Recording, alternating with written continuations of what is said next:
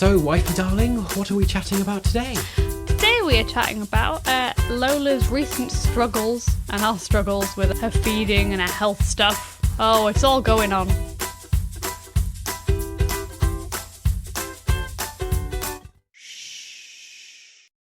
So, welcome back to the Crippen household where we're all tired and exhausted. Here to chat again about parenting, about what's going on in our lives with our two children, our baby who's 3 months old, Lola, and our eldest, Lily, who's three and a half, approaching 4. And you're here with us, the hosts, as always. I'm Elliot. And I'm Emma. There we go. We normally say something about ourselves, which I've not planned. Interesting fact. What's an interesting fact about you, Emma? I'm currently the person that Lola will drink with. I did successfully get her to feed half a bottle with me this You morning. did. You actually was very successful. Yeah. We'll get all into that in a minute. We did a whole episode on feeding, but it does tie a lot into this episode because we've had lots of going on since we last recorded and we're with you. So this is kind of an update episode of all the stuff that's been going on in our lives. And if you can hear, we've got our little friend with There's us. Lola in the background. Hi, Lola. Say hello to everyone. All our 17 listeners out there tuning in to hear what's going on. Hopefully you enjoy hearing all about our challenges and whatnot. I mean, Oh. Do you want to sit with Mummy? Okay, come on then. I think she's going to be a vocal podcast host today. We have 3 podcast hosts today. Baby's come to join us. So much for don't wake the baby. The baby's awake before we even started. What else do we normally say? Anything else in the intro? We haven't done this in so long. I don't know. We don't know what's going on. It's going to be a bit probably all over the place. Yeah, I mean it's the usual thing you get with our podcast. I was going to say, very I unprofessional. don't know if we're ever being consistent. It's what you tune in for. It's a bit of light-hearted chit-chat. Oh yes, I've not done my thing. I normally give us a little location. Welcome back to the blanket fort. I normally make up a little location every time. Where should we be today? Sat cozy in bed, trying to hide from the world, under the covers. Like when they go on the bear hunt. Yeah, that's it. Yeah.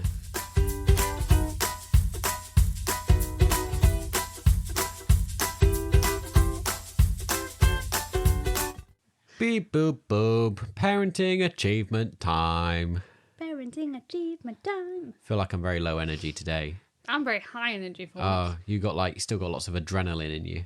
So this is a little segment before we get to the main part of the show where we like to share something that's gone wrong, a parenting fail, or just a relatable moment, a funny story. We're not experts or perfect parents. Things go wrong for us too. And we like to share in the misery together. We do. A little while back, we were going to church, and it was one of our first weeks going with Lola, in addition to our other little girl, Lily. And I remember I got out of the car with Lily, started walking in. Elliot walked in, turned around, I was like, hey, mate, where's the baby? Yeah, I left the baby in the car. I know. It was only across a car park. It wasn't far, but it did make me laugh. Then I turned around and I was like, wait a minute. It's because I didn't really see you get out and go with Lily, and I was like rushing around grabbing the bags, and so I assumed you had the baby and you assumed I had the baby, and we just left the baby in the car, just left her there abandoned, forgot about her. Yeah. So I saw him, I was like, well, this is a surprise. I was like, oh no, I didn't expect we have the baby. Go and get the baby, we forgot her. I was like, oh dear. Yeah, that's true. Yep, that was an early parenting fail. Yeah. That would. So when you listen in the future, Lola, we did once forget you. Yeah. The other one I was going to bring up was again a little while back. It's probably not actually that long ago, but I mean, time is so strange at the moment. We're deep in the trenches of early days parenting. That a day feels like a week, and a week feels like a month. Do you remember when you were pumping milk and you gave me the bottle to take down and put it in the fridge? And I came back up to you still holding it. I was like, Emma, there's a ladybug in your milk. Yeah. And I was like, I don't know how it got there. I don't know how it's got there. But I looked down and there was like just this little ladybug swimming around. And it annoyed me so much because it was in the earlier days where I was still like building my milk supply. And I was like, for goodness sake, that's a whole thing of milk gone now because a ladybug decided that it would be tasty to try and drown itself in my milk. I don't even know how it got in the house. Yeah, how it had crawled in. It must have been like when you were pumping, it must have somehow crawled in. Oh, or was it the one pause between like taking it off and giving it to you? Yeah. It immediately was like, sweet milk. I'm going to go and dive in there and drown myself. Yeah. It was just waiting for its moment. These relatable, we'd love to hear from you. If have you ever found a ladybird in your milk? Yeah, or have you ever abandoned your baby? Get in touch and let us know. Or if you have any other parenting fails or stories that are funny, get in touch and we'll share them on future episodes. We like to hear what's going on with you and have this as a two-way conversation. You can do that on, all the places. You can work it out. There's links down below, social media, website, blah, blah, blah, stuff like that.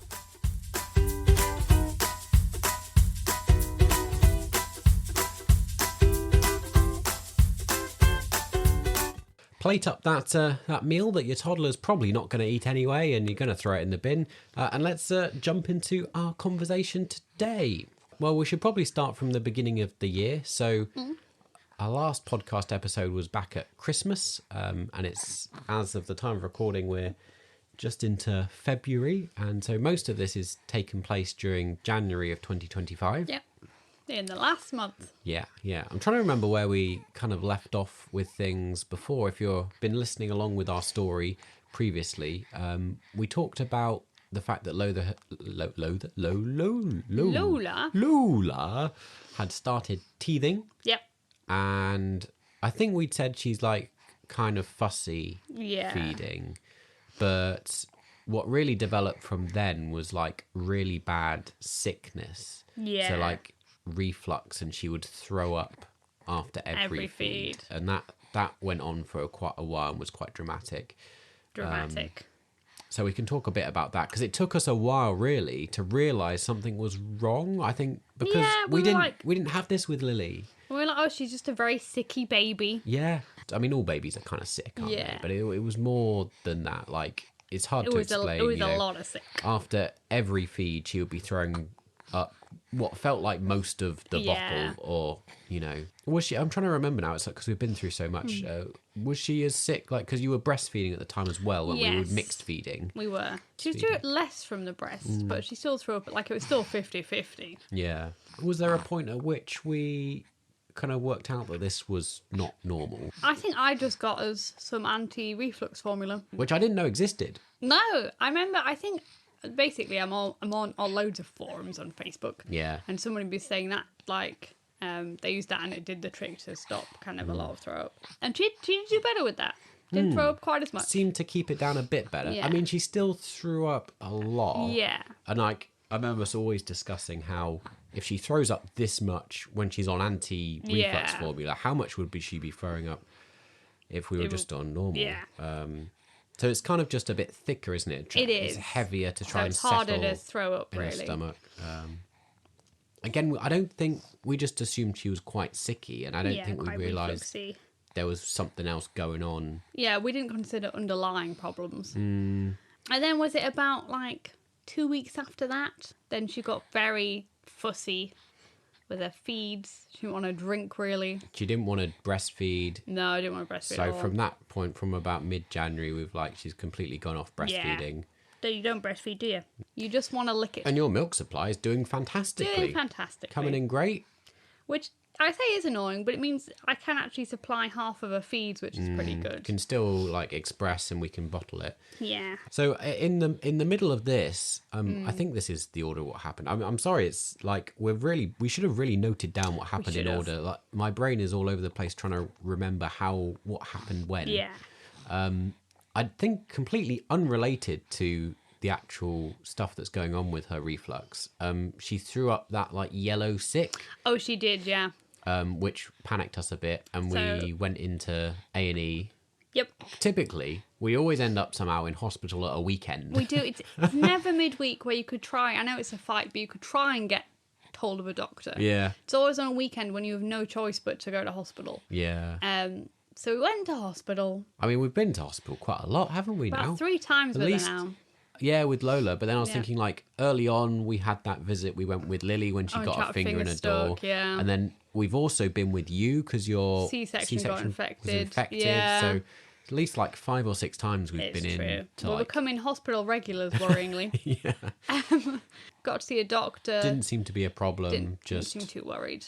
yeah. Just Again, I wouldn't have had a clue that this was a thing. It was you who said, "Oh, it's a bright yellow sick. That's a dangerous thing. You have to go see a doctor." Because it can mean like there's something blocking in the stomach, and Right. it's not good.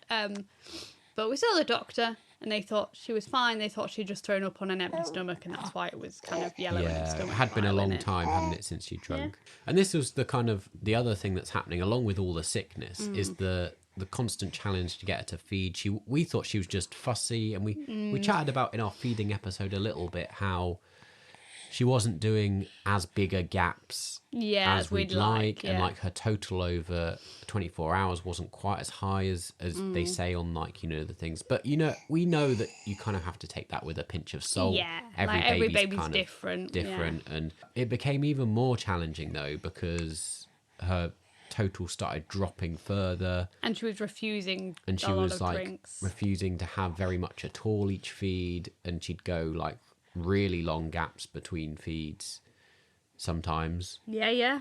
So when they said they shouldn't go more than 4 hours, I was like, well, it's definitely been longer than 4 hours. So that's when we began to really like... Yeah, get worried. So then we went to I think the first time I got a call from the doctor, and they put us on Gaviscon. Oh, yes. Yeah, that was it.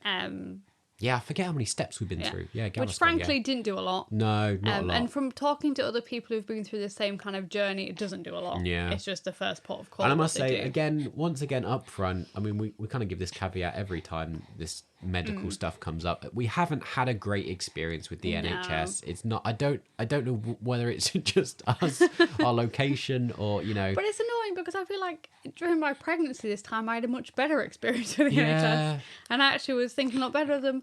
And then this time again, it's not gone great. So there are times when we did kind of go rogue and try and sort stuff out ourselves. And because we just weren't getting anywhere with the NHS. It was just frustrating. So alongside that, at that point, you went out your way and got us those drops. Yes. So we had discovered that maybe maybe she had like a lactose intolerance. Yes. So we got these drops that kind of like it reduces the lactose in the milk if you put these little And you drops bought in some lacto-free formula. Yep. So we tried that. Basically, we it was like trial and error. Yeah. Going see if through she all these feels, things. looks a And bit better with bizarrely, that seems like a silly way to do things. Like, why don't we just get her tested and like? But this is exactly the same method that the NHS was doing with us. Yeah, it is. Just, they were like, well, try Gaviscon first, and if that doesn't work, we'll prescribe something else, and then we'll try that, and then eventually down the line, we'll see if she has a cow milk allergy thing. And we were like, okay. So at that point, we were like, well, why don't we just jump ahead? Yeah. At this point, we didn't quite understand that lactose and cow's milk allergy were different allergies. There's various points during the story where, looking back, I feel quite naive about ourselves. But again, we'd not been through this, had we? So we had no clue. Like, in our heads, we hadn't quite twigged that like a cow milk allergy and a lactose allergy would be like completely different things. The drops seemed to help, though, at the time. They did, yeah. I still think the drops helped. But maybe that was still just making it easier for her to digest. First mistake of many, the NHS failed to tell us that we weren't supposed to put the Gaviscon in the anti-reflux formula. Yeah, true. And they even knew we were an anti-reflux formula because the woman on the phone said, oh, keep up with the anti-reflux formula if it's helping. Yeah. And didn't go, oh, you shouldn't put Gaviscon in it. Although we've kind of found out that ourselves because I read the label on the back of the Gaviscon. Yes, I know. Yeah. Yeah. And it's so frustrating looking back because we were in contact with like the doctors. At that point, I think you rang up our community midwife. No, the health visitors. Oh, sorry, health visitors. And they basically were like, oh, there's nothing we can do. Yeah. And it's just like, we're kind of making them aware that we've got an issue. But it kind of took until way further down the line before anyone would actually help us and do anything. Yeah. Because the health was like, oh, have you tried feeding in a different way? And I was like, yes, we've tried. Basically, I was like, we've tried all the practical things. And they were like, oh, well, then it must be a medical thing, in which case we can't do anything. And it's worth saying, like, the reason a lot of the time they weren't taking us seriously is because Lola's a very big baby. Yeah. She's got a lot of weight on her. She wasn't losing weight. No. And so even though we were saying, like, she's not feeding, it's taking us over an hour to get her to drink a bottle. Over 24 hours, she's drinking less and less every day. It's Yeah. about half as much as she should be drinking. Because she still had wet nappies and still was... Well, I say she was gaining weight. No one weighed her. No, so nobody knows. So at our 6-week appointment, she wasn't weighed. Yeah. Which it turned out later that point that doctor had made up a weight and put it in the system, which was a weight that would have been dangerously low for her to have been, considering what weight she was born at. Oh, dear. You can't make it up, can you? Yeah. So that was clearly like just... And this one was a practice. phone conversation, so you didn't even get to see a doctor, so they couldn't even look at Lola and make any sort of judgments about how well she was doing. The Gaviscon wasn't really making much impact, so we went back to the GP. Got an appointment, thankfully, and we saw this lady doctor, and she was actually really nice. In hindsight, I don't think she knew that much, actually, but she was very friendly and... This is the difficulty, isn't it? I mean, GPs, they're not specialists, well, it's because they're general, isn't it? Yeah, but it's frustrating, though, then, that they're giving you... They're the ones doing prescriptions and they're the ones telling you what to do next, but they know very little about babies. Yeah. So she saw that Lola was like clearly didn't want to drink anything, was in a bad way. And she was like, oh, it's either reflux or cow's milk protein allergy. Yes. And at this point, we don't know which it is. So I think this was the first time we'd heard or considered cow's milk protein allergy. We had no idea what that was. So basically, she just can't. She's intolerant to cow's milk, which is in most formulas, and obviously in your breast milk as well. Once again, though, they knew like we were expressing milk, but she didn't like tell me to not eat or drink milk. Did she not? No, because at that point she was like, well, like... Oh, because they wanted to treat the reflux first, yes, but she said at the time, have this Oh, we can never pronounce it right. We call it omeprazole, but that's not how you say it. Omeprazole. Omeprazole, yeah. Oh, she said, try omeprazole for like the next 4 days. And then if nothing improves, we'll put you on a cow's milk protein allergy formula. Yeah, a special formula that's like just... And it's got no allergens in at all. I mean, I'm not quite sure what it's got in it. It smells horrible. It does smell horrible, yeah. There's so many possibilities of what we thought could be happening. It's very difficult, you know, and they didn't really want to diagnose anything, just kind of treat possible symptoms. So we were also wondering about whether it was kind of a bottle aversion. Yeah, bottle aversion. So we started looking into this as well, because it wasn't that she wouldn't drink, it's just that she'd scream if the bottle was anywhere near her mouth. Yeah.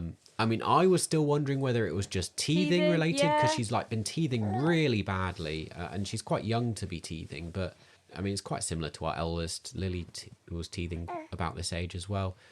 So like, she really doesn't like the bottle being in her mouth because it causes her a lot of pain, and then she tries to drink and she doesn't like that, and she just screams and won't drink anything. So it's trying to navigate which of these factors are having an impact. And at this point, she was drinking so little that we'd begun to like force feed her in a way that like we needed her to consume milk to live. Like kind of feeding is essential. So like when people do cup feeding, like sometimes you just have to pour it down her throat just to get her to drink some. And we were wondering if that had then caused her to not like drinking because it's a bad association. So we had all these things running in parallel, which wasn't particularly helpful. But no. And then I think it was about a week, because I left it a bit longer than the doctor said. I think it was about 5 days. But at that point, I'd already ordered some cow's milk protein formula because... Yeah, we took things into our own hands. And I found out from one of my friends what they prescribe, and I was like, right, I'm just going to order one of them so that we've already started on this beforehand. Because the doctor basically told me, well, in 4 days, we're going to give you that anyway. We're going to put you on it anyway. Yeah. I understand it from their perspective. A week doesn't sound like a long time to like try a medication before moving on to the next stage. But for us, every day felt like a week because like it's just so Well, it's like a fight every day to get her to feed. Every It was feed, miserable. and you'd get one feed done, then you'd just be like worrying about the next feed, like will she drink? And you can't really go out anywhere during this time. Like we've barely been anywhere in January because you just can't guarantee she's going to feed. No. And it's been really hard on Lily because we've been spending so much time trying to deal with Lola and her medical things and trying to get her to drink. We often need to like tag team it to try and do it, and like you're a lot more patient than me, so like you'll often sit there for an hour or two trying to get her to drink, whereas I get frustrated a lot quicker. But it's just been difficult all round, and I don't think some of the medical professionals understood, you know, some of that challenge that all how debilitating it is when you're like, no, I won't be able to do anything today but feed my child. Yeah. Which it should come naturally. Yeah. Like they should want to drink. And like often they would say to us like, well, you know, it's natural in the sense like she won't starve herself to death. She will drink. And I was like, no, you don't understand. Like, she will. If we weren't forcing her to drink, she's not drinking. Because we gave her 2 days where we tried not to force it, and she was down. Yeah, she's not losing weight. It's true. She doesn't need to be admitted to hospital. But the reason she's not losing weight is because we're putting in so much effort to get her to feed. Yeah, I was basically like, it's a credit to us that she's not lost weight because we've had to fight so much just to get. But instead, they just look at her and say, "Oh, she's a big baby. She's not losing weight. There's not a problem." And it's like, ugh. But it was when we saw this lady doctor, she turned out she was like, oh, well, that can't be the right weight because that would be a dangerous weight that the other doctor had made up. And you said to her, and I was like, what, I said she was never weighed by that doctor. Like it was literally an in-and-out appointment. And she was like, oh, right, okay. So a week later, when we were due to get the cow milk allergy formula. I had to call them up to be like, oh, nothing's changed. Yeah. We need to be prescribed cow's milk protein formula. And doctor on the phone was like, okay, great, but before we prescribe it, you need to come in and just get her weighed to check like she hasn't lost a lot of weight, because if this is the wrong treatment method, it's quite dangerous.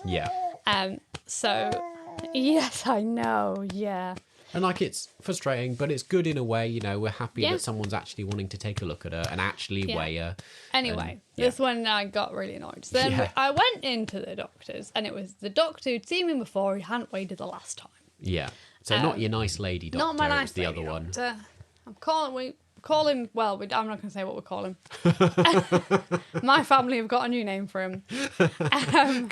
Can't be said on our family-friendly podcast. But let's just say it's A and a H. I saw this doctor, and as soon as I went in, he just kind of like, the other doctor, as soon as I went in, she'd be helping with my pram. This doctor just looked generally annoyed that I had a big pram to take into the office with me. Which is already not a good first impression. And he was like, what seems to be the matter? So I was telling him my story. Yeah. But I also felt like he just hadn't read my notes because he seemed like utterly perplexed by the whole thing. Yeah, I mean, that's a common thing, isn't it? It is. And I know they have to ask you just in case notes have missed anything, which is fine. Yeah. And then anyway, so he kind of was like, right. So he was already kind of going, well, let's just prescribe the thing. Yeah. And I was going, yeah, we would like to prescribe it, but we do have to weigh her. And he basically went, I'm not going to weigh her. She was weighed a week ago. And I was like, well, you have to weigh her. That's why I'm here. Like, that's why I was called up. Yeah. Not to tell you how to do your job, but you literally have to weigh her. And this is why I've come in. Like, otherwise you could have prescribed it without seeing me. Yeah. So then he was like, oh, okay. We know from the previous doctor that when they see them, it's part of the process they have to weigh. That's why he made up a weight to put on the system, because he has to put a weight in. So it's the same guy who made up the previous weight. So I think he's just an all-round poor doctor. Yeah. And I get the point of being like, it can be inaccurate sometimes, you know, if you weigh them too close together. But I was like, the whole point we're here is because we've been told to come in to get a weight. The whole point is we're trying to check that she's not losing weight. Yeah. And no one wants to weigh her. How on earth are we meant to know if she's putting on weight? So anyway, he was running around trying to find some scales that I pointed out were behind him. And I think that annoyed him more because I'd been like, they're right behind you, the scales we need to use. It's like, well, I'm going to have to go find some scales. And I was like, they're right behind you. So you got those scales. I really wish I was there to see some of this because I know it was really frustrating for you, but like it's hilarious. He got the scales out and he basically, I'm not kidding, he put her on for a second, took her off, and was like, "Yeah, she's put on weight." And I was like, the scale hasn't even balanced. It's going between 3 numbers. Oh, dear. So I didn't say anything. I was just like, great, that was thorough. And then I was like, oh, before we leave, could you look in her mouth? Because we don't know if it's teething related, what it could be. And he was like, no, I'm not looking in her mouth. But this is when it annoyed me because he just refused completely. And I was like, what do you mean? What do you mean no? Yeah. You're just not going to do that. Like, we have a concern and we're trying to cover all our bases. Well, I was also trying to be like, we know my child's refusing to eat. Surely looking in the mouth is part of that process to work out if something's wrong. Yeah. But according to him, not what he was going to do. And it was only about a day later or so, we were chatting with some of you guys out there, our podcast community in our Facebook group chat where we communicate. And a couple of you mentioned to us, like, oh, do you think it could be a tongue tie thing? Could that be a cause of it? And we know she's checked as a baby when she's born. But and that frustrated us even more because we were like, oh, okay, like, we'd not considered this. But the fact the doctor had refused to look in her mouth. Yeah. And like, I don't know, maybe he wouldn't be qualified to actually be able to diagnose that, and that's But fine. even, like, he could have checked, did she have thrush on her tongue? Could that be putting her off? Like, there's a lot of things that could be wrong with her. Oh, it's okay. It's okay. So I was basically annoyed that I felt like he was just, like... And it's more that he looked disgusted by the idea. I was like, you're a doctor. You know, part of your job is to look in people's mouths. Yeah. So I was pretty annoyed. And then it only got worse because I went to the pharmacy and the pharmacy said, we can't get the formula you've been prescribed. We no longer have a supplier for it. Yeah. And We should also mention that the how on earth do you say it? It's not omeprazole. How the reflux medication. Omeprazole. That's it. I'm never going to remember how to say it. That wasn't in either. We had struggled getting hold of that as well when it was prescribed. We've been prescribed like a crazy rare version as well because she's little. We've been given it in liquid form, which apparently is very expensive, unusual to prescribe because it costs the NHS a fortune. But that was hard to get hold of as well, which again is kind of annoying. Like, you get prescribed these things and then you have to like chase around and go around multiple pharmacies just trying to find someone that can actually give it to you. Yeah. And it's like, what on like our system's kind of broken, isn't it? It is. And I don't blame the doctors because they don't know what the pharmacy has. I just feel like there's no connect between the two when they send you to that pharmacy to go, oh, maybe there's a way we could check beforehand. Yeah. Especially because the pharmacy was basically like, we've not had that formula in for months. Yeah. Like, we can't get hold of it. it. The pharmacy also refused or claimed that they couldn't order it in. They said they couldn't order it in because they don't have the supplier. So Which was crazy to me because I'd been able to order it online a week ago. yeah. So I wanted to be like, but I have a supplier. Like, anyway, found out I could put my prescription online and get it ordered. Yeah, I'd never heard of this before. Maybe I'm just very naive. Like these online pharmacy things where you can actually just get it delivered with your prescription. So you just put in her name and like date of birth. You don't even need your NHS number. They'll find you on the system and do it. So it's very, very useful. Why have we never done this before? It seems like a much better. Much easier. I'm sure loads of people who've got health things know. I think we just normally don't have that many problems. Yeah. So anyway, that's So that was that. We should say you did actually put in a formal complaint about the doctor because it was such a bad experience. I mean, you came home crying from the doctors. I think it was the act that he just blatantly refused. Like, instead of going, oh, I don't think that'd be a good idea, he was just like, no. And we were like, we were really struggling day by day. We had good days and bad days. And like sometimes things were going well with her feeding. And you'd think like a visit to the doctor, normally that's like a reassuring thing. Or even like, this one I was just felt he was so incompetent. Like, he didn't even know she was meant to be weighed. I was like, I haven't chosen to have this appointment. And like just the knowledge, because you were asking questions about like how much should she be drinking, when, at what point should we worry? And he just didn't answer. Take her to the hospital because she's not drunk enough. Like, these are kind of key things we kind of need to know. When should we intervene? And once again, was not told anything about my diet. Luckily, I've had enough sense at this point because they knew. They kept saying, you also, I kept telling them, and we're also giving breast milk. Yeah. Which is 50% of what she drinks. And at this point, they still once again did not tell me, do not eat or drink any milk. But I, luckily, had already started doing this because, I've looked into what you have to do. Yeah. And we have support from elsewhere. So, like, I really feel for people that don't have you know, the support systems and other people to draw on, because, you know, our medical systems are so poor at giving advice. Like, we should shout out to your nephew, Joe, and who've his been fiance, through some of Indio. this journey with their little one, and so were able to give us some advice about what they'd done, and so that was kind of really useful, actually. I know Joe listens along, so thanks a lot. And like, especially, you know, things like to exclude soya from your diet as well as milk was really useful, because no one told us that. No one told us that. Well, no one even told us not to have milk. You really couldn't make some of it up, could you? I don't know. I look too knowledgeable. Maybe they assume I don't need to know basic information, but I felt like that was a huge oversight. That nobody thought to go, oh, by the way, you won't be able to eat like any cow milk products or anything. Or soy, completely. Anyway, I don't think I finished. I was going to say, like, when you asked the doctor those questions about stuff, he just kind of was like, oh, it's not a problem. Like, you know, he should be drinking that much, but he couldn't give you a... No, he just kept telling me she should be drinking 900 millilitres a day. At least. And I was like, well, we can't get to that.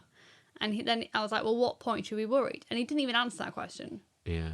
And I was like, so you're not going to answer me about when I should be worried about her feeding? And I was frustrated because the implication was just like, oh, it's fine, like, it's perfectly normal. No, he told me, he was like, oh, it's just a natural stage they go through. And I wanted to be like, for a month? Yeah, like, maybe with teething, like, you have a few days when they don't drink as much and then they pick back up. I know it can, like, it can be variable. Babies don't drink the same amount every day, but it'd been a long time. And I got more annoyed because I felt like if I'd been a man and gone in, he would have taken it much more seriously. I felt so bad afterwards. I said, I really should have come in with you. But you shouldn't have to. That's the thing. That's what was really annoying. I know. But isn't that so frustrating that you felt like he was treating you differently because you're a woman? Like, it's just, in today's day and age. I know. But that's why I think the woman doctor was a lot better. I'm sorry, it's a bit of a moany episode, isn't it? But you kind of going through the journey that we've been through, get you up to speed. So anyway, I've written a letter of complaint about him that they're meant to get back to me in 2 weeks about. So we'll see. Yeah. Be interesting to see what happens with that.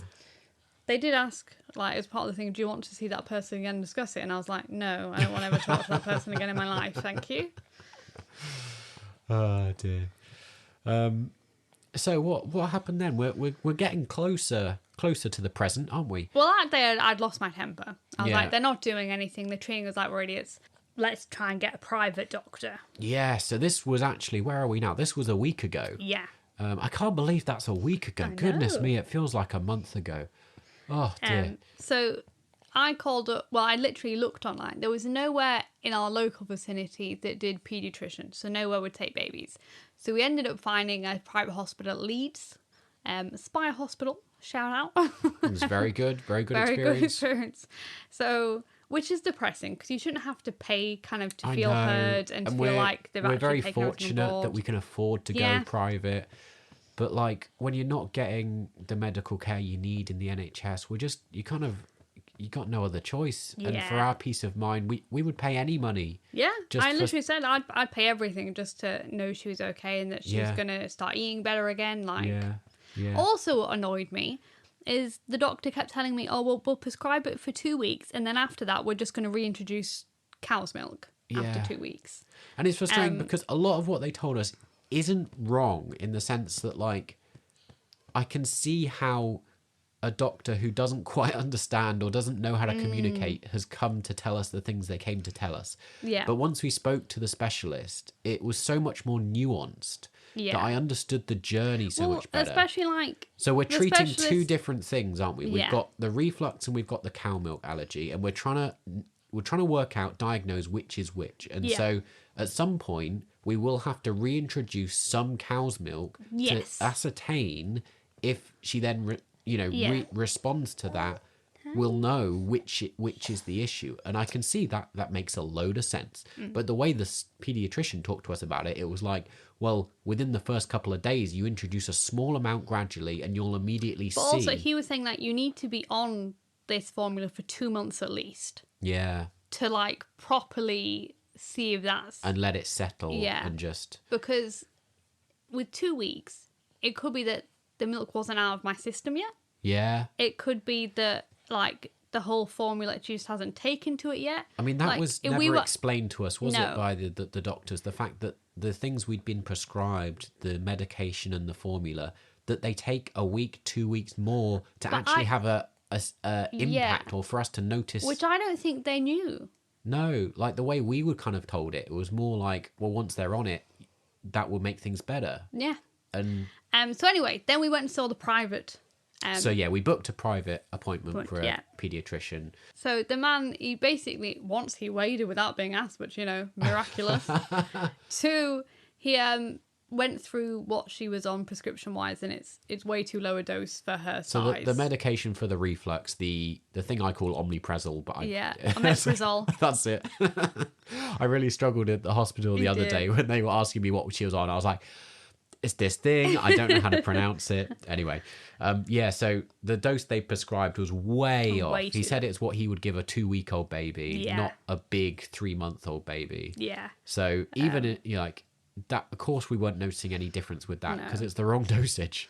And he was kind of amazed that she hadn't been weighed till we've kind of pushed for her to be weighed. Yeah, and it was hilarious because you've written in the red book Yeah. some weights that we tried to do at home ourselves, and he was like, "What are these weights?" And we were like, "Well, no one was weighing her, so we tried to do it ourselves." And he found it hilarious that we'd gone rogue and like basically been doing stuff ourselves to like to try and combat the problem. Yeah.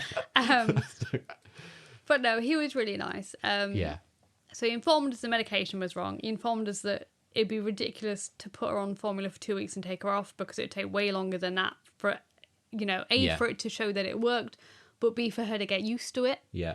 So that was useful to know that, like, basically that what the GP wanted to do with us wouldn't have worked. Yeah. He reassured us by checking in her mouth that she'd not got tongue tie or anything like that, that there's no other underlying cause, which is very reassuring because we wanted someone to have a look at her, you know, look her over and just. We just wanted a professional, which sounds terrible. You want a professional to look over and go, no, there's no other reason that she's, you know, like this. And also his medical opinion, his expert opinion, that for him, he didn't think teething was really playing a big role in it. It might be in a short-term capacity, but the length of time that she'd been off her milk is clearly not to do with teething. And he's very good, like you could tell from the noises she made and stuff that it sounded like a reflux thing. This was another area where I suddenly felt very naive because we'd kind of assumed, because the sickness has abated, because she's not throwing up after every feed, we'd completely switched tacks and were like, it can't be reflux anymore. It must be the cow milk allergy. So we'd been focusing all our efforts on cow milk allergy. And like, I think after speaking to him, we realised, there's a lot of like signs of reflux. Yeah, like even the noises she makes and stuff. Yeah. Like what a reflux and those things could still be the main cause. Yeah. She might not have cow milk allergy at all. It might be purely a really bad reflux. And he pointed out that she's quite developed for her age, so it's harder, so she can kind of remember unpleasant experiences more, so she knows it hurts when she drinks, and because she's more developed than a lot of 3-month-olds, she can kind of bat away stuff that other children won't be able to. If she doesn't want to drink, she has the awareness to be able to. You can't trick her. You can't. No. You know, she won't lie passively and let you feed her without her realizing. You know. But he was very good. I mean, this is it, isn't it? Like, really, what was so great about it, and we paid so much money, was for someone just to sit and like take us seriously, listen to us. And actually, like, respect our opinion as well. There's a lot of times, you know, he looked at us to know what was her normal behaviour. Yeah, what was normal, And he was saying, like, well, she needs to be weighed in 2 weeks' time to check it's working. Yeah. Which I think he's trying to make the local GP do, but we'll see if that works. I really wish I could be a fly on the wall. So he sent, like, some sort of letter to our GP to confirm, like, he's amended our prescription to the correct dose and like these other things that he's recommending. And it's like, that must be a bit awkward for a GP to be like. Yeah, well, I've got a version of the letter that I got yesterday. Oh, really? In my, exciting. Thing, but it's funny because he's also saying like they need to prescribe me. I think it's calcium and iron because I'm no longer drinking because you're milk. like no longer consuming. Yeah. So he was like, she needs to be prescribed that, which of I was course, like, I didn't even think of that. Yeah. No. And then he's been putting he's basically got an action plan of this is what needs to happen when. So for the next 2 months, she needs to be weighed at least once every 3 weeks to make sure she's putting on weight. Of course. You know, duh. But, you know, for some reason, a specialist has to tell them that. And then he was saying at this point, like, then they need to reintroduce it. And how the plan to reintroduce it is that we keep giving her the breast milk. We just change out the formula for the one that's like got dairy in. Well, and he was the first doctor to tell us that like you should be not having soya as well as milk in your diet. So yeah, the way he kind of explained it is like there's no, you know, quick fix. There's no solution particularly, but there are some tweaks to what we're currently doing that should help, you know, us work out what's going on. And he was able to, based on her weight, give us a kind of a more firm idea that like she needs to be drinking about 500, and if she's dropping below that then it's more a than, worry. you know, a couple of days consecutively, then but the problem for us is that there's no, if she does, there's nothing that can be done. You know, we take her into hospital and the solution is they'll tube feed her. Yeah, true. Like there is no other backup. No. So it's kind of stressful every day to be like, are we going to make that threshold? Yeah. I was pleased last night because she drank well overnight. She drank well. Yeah. But this is the problem because I'm like the primary feeder now. Well, yeah, she's gone off me entirely for a long time. We split everything equally. I could do half the night. It was fine. For a little while, she drank better with me even because I would walk around and do that. But in the last week, probably, I don't even think it's more than that. Probably just a week. Probably She's just a week. completely gone off me being able to feed her at all. Yeah. So it's just mummy. Occasionally, I get a feed in. I really have to put a lot of effort in. You've got to work hard. Make a lot of funny noises. I have to walk around. It's killing my back. Yeah. Because it takes normally about an hour to get her to drink a bottle. Yeah. And like, you know, just work-life balance is really hard. Yeah. Just everything else trying to manage is really difficult. But it feels like we're making progress.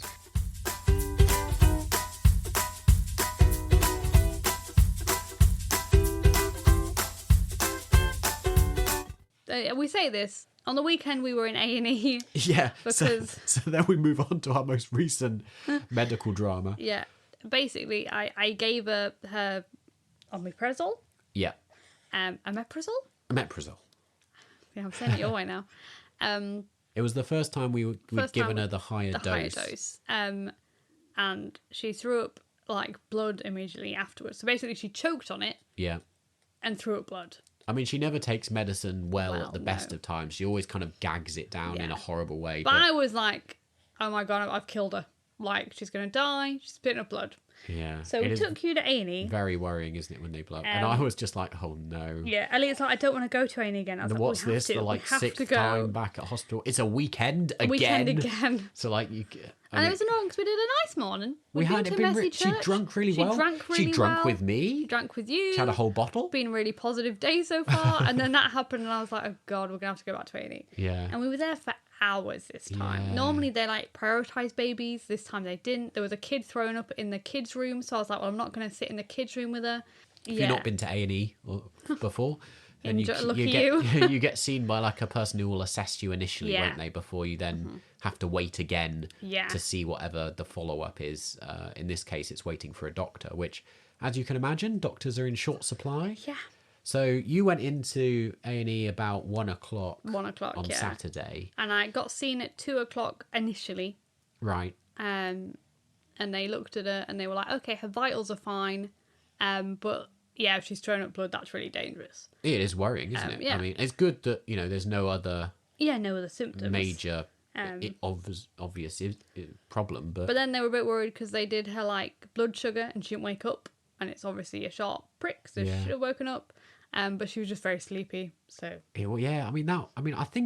I think it was just the atmosphere that kind of lulled her into a or whether it was just a shock with this throwing up. But like she slept all afternoon, which she did. When you're worried about her, you're worried about her being unconscious or something. And you were in a real state, really, because she'd thrown up blood and then was just unconscious the rest of the afternoon. Is kind of a bit worrying. And you guys a nice time at home? We had a lovely little time. Making soup. Me and Lily. I mean, this is the problem when you've got an older one, isn't it? It is. You've got to split things. Like, it's so difficult. But yeah, me and Lily had a nice time. I tried to put a lot of effort into giving her a lot of attention. She's wanted to make soup for ages. So if people don't know, she's really into the clangers. Yeah. We don't really know why. No. She calls them elephants. She calls them elephants. I think they look like mice. When did the clangers are like really old, aren't they? When did they come out? They were before our time. I think they must have been in the 80s. I mean, the one she watches is like some sort of modern done thing, isn't it? But I never saw them when I was growing up. No, I don't think I saw the clangers. But anyway, she's a big fan of the clangers. Yeah. And in the clangers, there's a dragon that makes soup called the soup dragon. Yeah. And I think there's a baby soup dragon too. Right. So for ages, she's wanted to make soup. Yeah. So long story short, they made soup. We made some soup along with various other things we did that afternoon. And then she was so excited because you guys ended up coming because I was like, guys, I need more formula. Like, yeah, we had to come. And I need a breast pump. Yeah. I mean, we were, again, naively, we hoped that we'd be coming to pick you up to come home. Yeah. But that didn't happen. Goodness. Well, we came in to join you at 6 o'clock. Yeah. So you'd been there from 1, so you'd been there 5 hours. We finally saw a doctor. Yeah, she was good, checked her over, but of course she's not a paediatrician, she's just a doctor. So she was like, oh, she looks fine in herself, which is what the first person said. Yeah. She's got no reason there would be blood in her sick. So then she was like, okay, I'm just going to check with the paediatricians before we discharge you. Talked to pediatricians. The pediatrician was like, "That's still a lot of blood for like because it was about two teaspoons of blood. So it's not a lot, but it's a lot for a baby." They wanted to do some checks and blood tests, but yeah, you and Lily went home at that point because it was like 7 o'clock. It's Lily's bedtime. Lily's go to bed. I'm exhausted. Yeah, you've been there a long time. Yeah. It's horrible waiting in hospitals. It's like so stuffy. You get a headache. The lights just make you have bad horrible, hairs. aren't they? She was very excited to show you her soup. Very excited. She was very proud. Ran over, showed me the soup. I said how beautiful it was, and she was saying it's very delicious. And I was like, I'm sure it will be. She did eat it very well, actually. It's surprising. You know, the typical like toddler thing, isn't it? You put all this effort in, they help you make it, and then they don't eat it at all. But no, she did eat it, which was good because it's full of vegetables. No, I mean, it must be the healthiest thing she's eaten in like months. Oh yeah. Well, but I say this actually, she's been doing really well eating. She's even though Lola's been horrendous recently. Lily started eating apples and pears. True, she's doing really well. True. And she likes mushrooms at the minute. So we're doing well with the old one. Yeah. Gold star to you, Lily. You're like, goodness me, can you imagine if she'd been in like a tantrumy phase as well at the moment? This would have been a nightmare. She's been really good. Almost as soon as you left, we got moved up to the children's ward upstairs, Woodlands. I can just say it's a beautiful looking ward. I was really impressed with we've how not been in it before. Family friendly it was. It very was like nice. Little woodland creatures all over the walls. Yeah. And yeah. I was very impressed. Elliot messaged me being like, oh, we're in our own private room. We're just waiting now. We're just waiting. But Lola won't drink. Well, yeah, she was due another feed because that's why we'd come in to bring you more milk. So I had a bottle of milk with me. And I'd been this is glamorous, I'd been sat pumping milk in A&E so I had some milk to give her. Poor thing. She's not been drinking with me, but she's going to have to. So I started early, it was a bit before, but I kept trying every 10, 15 minutes. The big problem was she was screaming with me because she was hungry. Yeah. But then she'd scream and wouldn't have her bottle either. Yeah. And I was like... And I spent like a couple of hours doing this, and I was like, "This is really struggling." Yeah. I was like, "We could be here all night, and she might not drink at all. Like, what? No. What are we gonna do?" So I was messaging you like, "I'm so sorry. I know I've like come in to try and relieve you, but you're gonna have to come in. Like, I think we're gonna have to find a way to get you in because otherwise Lola's just not gonna drink." Yeah. By this time it was about 9 o'clock, so I'd been there. Was it another 3 hours? And like I'd just been sat in this one room waiting for a pediatrician. So like at that point I was like, I don't know whether they're going to arrive in 10 minutes or if it's going to be like another 3 hours. If we're going to be here midnight, all night. Yeah. But like we've got this logistical problem now because Lily's asleep. How do we swap? I looked. I mean, we should say we live very close to the hospital, so we do. Yeah, it's easy to get. We can walk to and from it, which is such a blessing, particularly at the moment. Yeah, I checked because the neighbours we know well, and they didn't look like they were in. Their car was gone, so I was like, "Oh, great!" Because I thought, I'll just knock on their door and say, "Could you sit with her while we swap over?" Yeah. So in the end, I messaged good old Vicky. She's been on an episode before. Yeah, shout out to Vicky and Mark. Vicky and Mark, heroes again. Please let him come round. Just send anyone. Like, we're happy if a complete stranger sat at our house. Well, I don't think we'd become a complete stranger. But no. You know what I mean. Mark was very nice and he came round. And it was, of course, typical. As soon as I got to the hospital... Yeah, doctor arrived. Yeah. Elliot was laughing there. He was amazed I found the room. If people don't know, Emma, I'd say she's terrible with directions, as with most of your family. Yeah. I don't think people quite understand what that means. Like, Oh, yeah. I gave her, I as she was coming, I thought, goodness me, I can't leave here. So No. I'm going to have to try and explain to Emma how to get here. You would think maybe you could follow the signs on the things, but I knew that wasn't going to happen. I was going, in my defence, hospitals are very confusing. So I already made myself laugh because I was on the phone to my sister Kirsty. And I automatically walked into the maternity entrance because, you know, that's the place I've always been before in the hospital. Just like, what's it, muscle memory? Yeah. And I was like, oh, goodness, I hope it's near maternity. And it turns out it was from his Well, message. not really, but I'd sent you step-by-step instructions and I'd done it by saying go to maternity first. Yes. And then get the lift. So I was like, great, I'm at maternity already. And I remember on the phone going to Kirsty, I'm going to turn you off now because I really have to concentrate. What happened? I'd sent in my message, go up in the lift to the first floor, go out and turn right. Yeah, so I went to the first floor and turned left for some reason. I don't know if I was in a panic or what. Turned left, I walked all the way down there till I came across some more stairs. Yeah, I was like, well, it can't. The problem was right. I'd said turn right, then I'd said go right to the end of the corridor and it's there. Yeah. And so you turned the wrong way, but then you'd followed my next instruction was to keep going. And I found some stairs and I was like, that can't be right. That, you know, I can't possibly be going down or upstairs. So I turned back round, went back to the lift. I thought, he must have done the wrong floor. Must be the third floor. So I clicked on the button, got to the third floor, started walking down, and then I could hear, like, you know, when people are in surgery, like saws and tools, and I was like, that doesn't sound right. I don't think it'd be near surgery. So I thought, I'll go back to the lift. And then when I stood in the lift, I saw the label for the ward on this. I was like, oh, I just walked the wrong way. I'd even explain, like, it's literally right next door to where you gave birth. Yeah, I know, that confused me more for some reason. So then I got out of the lift and I was like, right, I walk that way. Yeah. And then I got there. I must say, when you walked in through the door and the doctor was with me, I looked so surprised because I was like, you actually found me. I think you even said, you were like, you got here. I think the doctor would be like, oh, maybe she had a long way to walk. No, he means I physically found the room they were in. Yeah. It's amazing. Yeah. I mean, you gave me a phone call, didn't you? And my phone was ringing as you know, the doctor was asking me loads of questions. I had to turn you off, but I was thinking at the time, I was like, I bet that's Emma ringing to say she's lost in the hospital. Yeah, it was. I was like, I don't know. Literally was. I was like, I don't know what's happened. I've somehow got lost. Anyway, long story short, it was all fine. They couldn't find a reason particularly. I think they just think it was the omeprazole that just particularly irritated her. Yeah, I mean, the best reasoning was, the doctor said, because she's had a lot of reflux and like through most of January she's been violently throwing up, that could make her insides quite sensitive and could mean that that's kind of why the sudden medicine had kind of caused it, but who knows. We then spent the next day waiting around all day for them to ring us to give us the blood test results, which again, mildly stressful and not a great system. No, I was a bit happier that day though. I know it sounds silly, but she looked quite well in herself and was drinking not badly. Yeah. And that brings us to the last 2 days where she's drank not too badly. Oh, that brings us to today, doesn't it? Yeah. There we go. That's like a recap of the last month for you. I mean, I don't know how exciting it all is, but that's I don't know, the story. it's just depressing for people, really. It's not particularly fun. I know, yeah.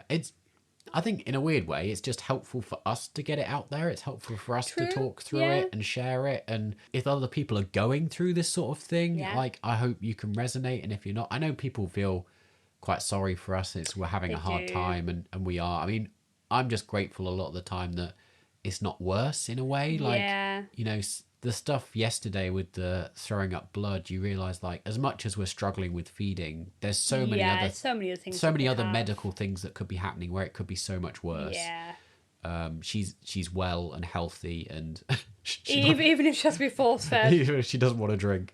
It was like after yesterday, I kept saying to Elliot, well, as long as she doesn't throw up blood again, I'm happy to struggle on with her. Yeah.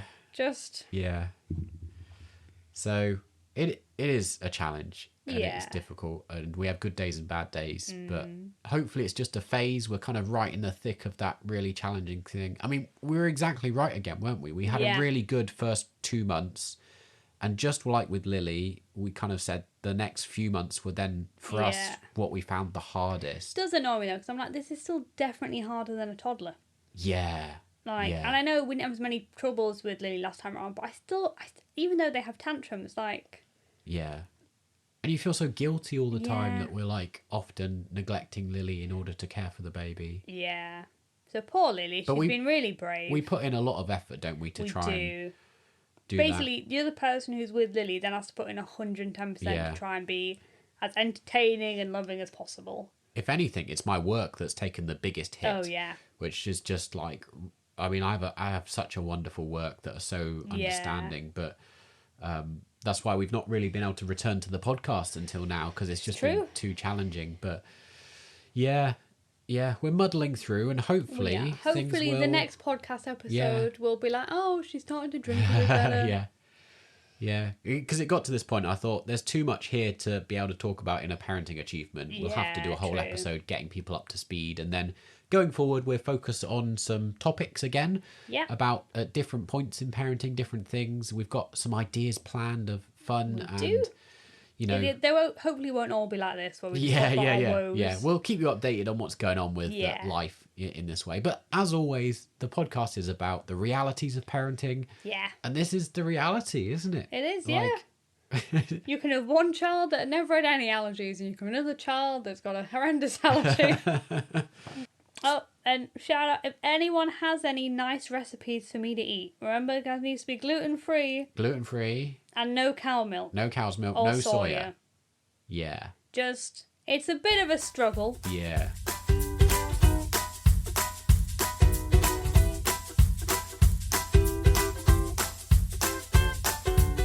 Anyway, thank you for tuning in and joining us this week. Thank you for joining us under the covers well, it'd be a bit weird to be under the covers in the bed with us. I was going to say that's getting a bit weird. It's a little weird, but you get the idea. Thanks for... Oh, be under your cover. Yeah, we'll be under separate covers in our separate beds. This has been Don't Wake the Baby. God bless, sleep well. Don't wake the baby. Ta-ta for now. And the baby's actually asleep, so it's actually right for once. Yes, don't wake the baby. Shh.